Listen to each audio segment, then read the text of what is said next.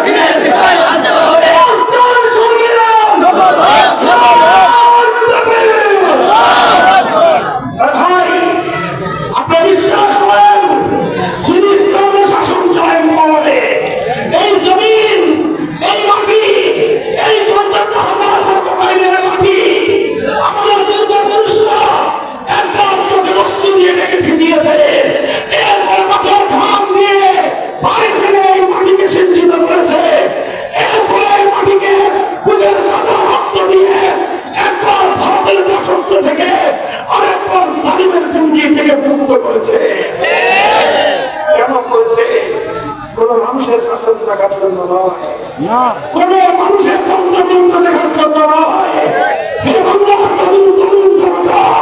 তরুণ জনতা প্রমাণ করেছে বিপ্লবের জন্য কোন রাজনৈতিক দলের প্রয়োজন হয় না।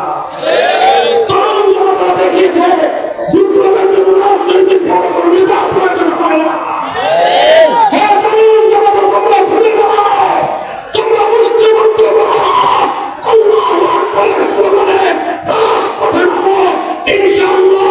আগামী বাংলাদেশ হবে আন্দোলনের বাংলাদেশ, আগামী বাংলাদেশ হবে ইসলামের বাংলাদেশ, আগামী বাংলাদেশ হবে হেফাজতের বাংলাদেশ।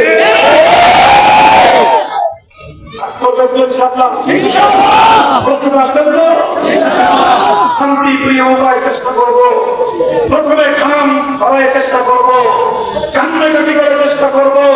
যদি ঘাম আর অস্ত্রতে কাজ না হয়